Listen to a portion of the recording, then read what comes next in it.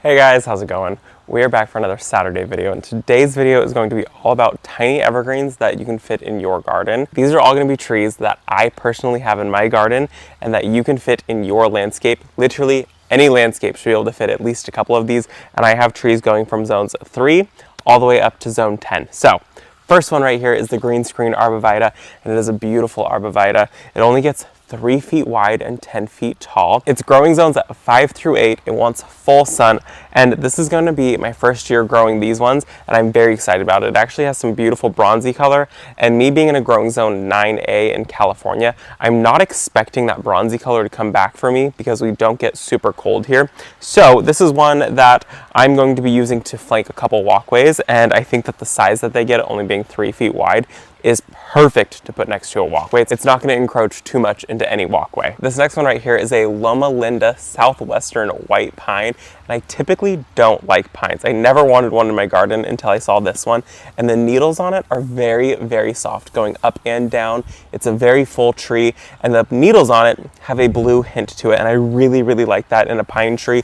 This one only gets 6 feet tall and 4 feet wide, so it is perfect for any garden out there, and it is hardy zones at 5 through 9. I cannot stop touching this tree. It's so pretty. And so this is another one that I'm just going to tuck into a flower bed, and I'm going to let it do its thing and totally shine. It wants full sun. Once it's established, it is very much a drought tolerant plant, or a water wise plant, so it won't need nearly as much water as a lot of other evergreens. And this is the perfect addition to any garden. This next one is a lemon cypress Goldcrest Wilma, and I love lemon cypress. Typically you find them around the holidays at the big box stores, and they've usually got a big red bow on them. They're the Christmas trees that everyone finds, and this is one that I started from one of those little tiny trees. They've got a beautiful smell to them. They get about 10 to 15 feet tall, and they get about 3 to 4 feet wide, so perfect to tuck into any small garden. It is a higher zone only plant, zones 7 through 10 in any garden, so this is a warmer plant only, but it is definitely one that I highly recommend. Full sun to partial shade. This one gets full morning sun, and it does get some protection from the hot afternoon sun, but it would be totally fine if it only got hot afternoon sun. And this is a beautiful, beautiful tree. It's one of my favorites, and it is very, very fast growing. This next one here is a beautiful dwarf evergreen, and I really like this one because this one stays very, very small. It gets about 6 to 8 feet tall at maturity, 4 feet wide. This is an Arborvitae called Morgan, and I love this tree because of how small it does stay. This is really a little teeny tiny accent tree in any garden, and it's an evergreen, so it stays beautiful for you year round. Its growing zones at 6 through 9, and it wants full to partial sun, so it can handle some protection in the afternoon. This one really doesn't get as much sun as it should get, and it still is thriving, and it's totally fine. But if I got it a little bit more sun, it would probably look a little bit more full. It's a little bit bare at the base, and that is because of how much shade it does get.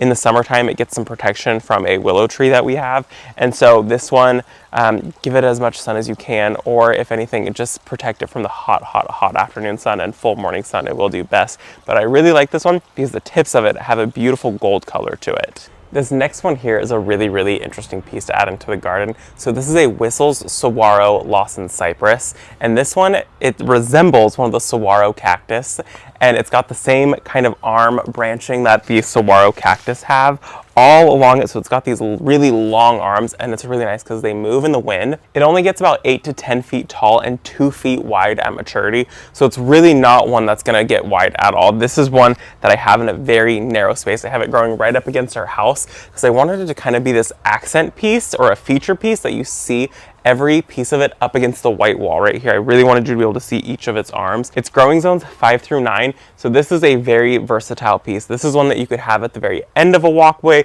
you could have it up against a white wall, you could tuck it into a bed, and it fits perfectly in any narrow space in your garden. And this is definitely one that I think more people should add. This is one that I think is very underused in a lot of gardens. This next one here has actually been a dream plant of mine, and I was able to get my hands on it this year, and I'm very, very excited about it.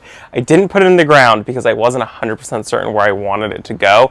Now I know where I want it to go, so it's not going to live in a container for much, much longer. But this right here is a weeping white spruce, and it is so stunning. Beautiful, beautiful tree. It gets 20 to 30 feet tall and only 6 feet wide. So this one is one that is very tall, but it doesn't take up much space at all in your garden, but it can be a huge, huge statement in any garden. This is one that you probably could grow in containers for a couple years if you wanted to, but it needs to be a very, very large container. I would say minimum 24 inches if you're wanting to go for maybe 2 or 3 years in a container. But other than that, this one is going to be best in the landscape. It is a beautiful tree. The new growth on it is super soft, very stunning, very, very gorgeous. I love this weeping habit. It's growing zones 2 through 8, so very huge range. Anyone in the colder zones can definitely grow this. I would say probably if you're in a higher zone like I am, which is zone 9 California, this might be a little bit of a tricky one for us to grow, especially if you're in Florida or things like that. This one might be one that I probably wouldn't push if you're in a zone 9. Maybe if you're in a zone 8, I would push it, but those higher zones, these types of trees really do prefer a little bit more cold. That's why they're hardy down to zone 2. Either way, this was a dream tree for me, and this is one that I'm very excited to try in my garden. I bought it this winter time, and I think I'm gonna try every trick that I can to keep this thing alive, because this is a beautiful tree and it grows extremely fast. All of this right here is pretty much new growth on this one tree. Next on my list is a Wichita blue juniper, and this tree is one that I love. My husband cannot stand it. He thinks it's so ugly. He doesn't like blue trees. I love blue trees, especially against a black fence. Stunning. It gets 10 to 15 feet tall and 4 to 6 feet wide, so it's perfect for pretty much all gardens. I think 6 feet is probably like kind of a encroaching on decent size of a tree, but still you should be able to fit this into pretty much any garden. I've got this one tucked back into a flower bed so it can be a like a feature piece at the back of the garden. I can let a whole bunch of plants shine right in front of it. It is growing zones 3 through 7. I am growing zone 9A, Northern California, and I know I can grow this plant. So what I do is I follow this thing called the Sunset Growing Zone. It is for quite a few states, not all states though, mostly the West Coast. And this is one tree that in my sunset zone, it grows, and it grows really, really well. So this is one that wants full sun. It really wants to cook. The more sun it gets, the better. So this one is in an area where it's going to get protection from the afternoon sun, and it would probably do best if it was in an area where it was getting cooked in the hot afternoon sun. It's okay though. It should be totally fine here. Like I said, growing zones 3 through 7, I'm zone 9, so we're gonna baby this thing just a little bit. And the last one on my list is a dwarf Alberta spruce, and this is a recent one that I've added to my garden. I've actually got 2 of them now, one in the container and one that I'm growing in the landscape. And I think they're the sweetest little trees ever. Their needles are a bit more spiky than some of the other trees that I have on my garden. So this is one that I wouldn't really put towards a walkway. This is one that I would put very tucked into a flower bed. You can see this is actually towards the back of a flower bed. I've got a taller plant behind it. This one's only gonna get about 8 feet tall and 5 feet wide. So it's kind of got a more rounded habit than a pyramidal habit, but it's still a good sized tree. Growing zones 2 through 8, so very versatile tree. Pretty much everyone can have this thing, and I just think it's a very, very sweet little tree. This is not a tree that I would consider a statement piece at all, but this is one that I think can really start tying your beds together and finishing things up. It's got really good shape to it, and it's got some beautiful color to it. It's never going to wow you, but I do think that what it will do is tie everything together and give it a cohesive look by just giving you some peaceful green.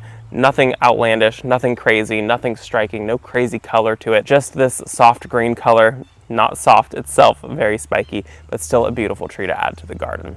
So that, my friends, is all that I have for you today. That was 8 evergreens to add to your garden for growing zones 2 all the way up to growing zones 10. And I hope that that helped you out and helped you find a couple evergreens for your garden.